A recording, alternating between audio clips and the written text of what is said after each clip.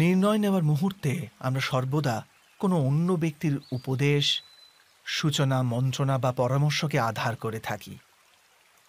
আর আমাদের ভবিষ্যতের আধার হয়ে ওঠে আমাদের আজকের নেওয়া সিদ্ধান্ত।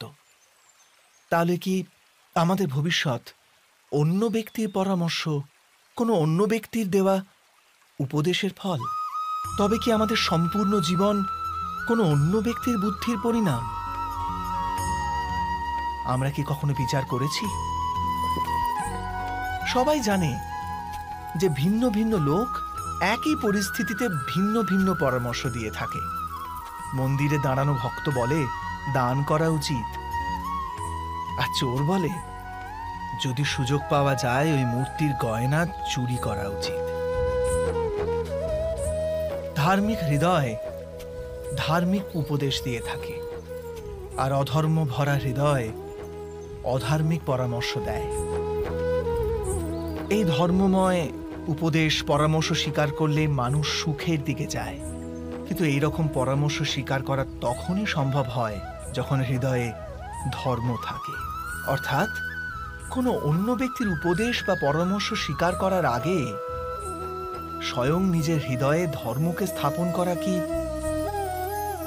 অনেক বেশি জরুরি নয়? স্বয়ং বিচার করুন।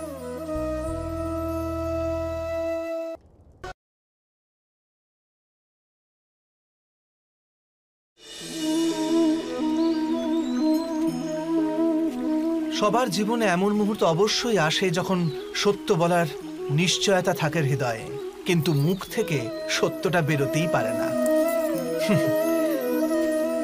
কোনো ভয় মনকে এমনই ঘিরে রাখে। কোনো ঘটনা বা প্রসঙ্গ সম্পর্কে কথা বলা, অথবা নিজের কোনো ভুল হয়ে গেলে সেই সম্বন্ধে কথা বলা, এটাই কি সত্য কথা বলা? না, এ তো কেবল তথ্যটুকু, অর্থাৎ যেমন ঘটেছে শুধু সেইটুকু ব্যক্ত করা।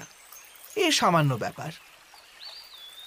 কিন্তু কখনো কখনো সেই তথ্যটুকু বলতে গিয়েও ভয় হতে থাকে। কখনো আবার অন্য ব্যক্তি কি ভাববে সেই দুশ্চিন্তা হয় মনে।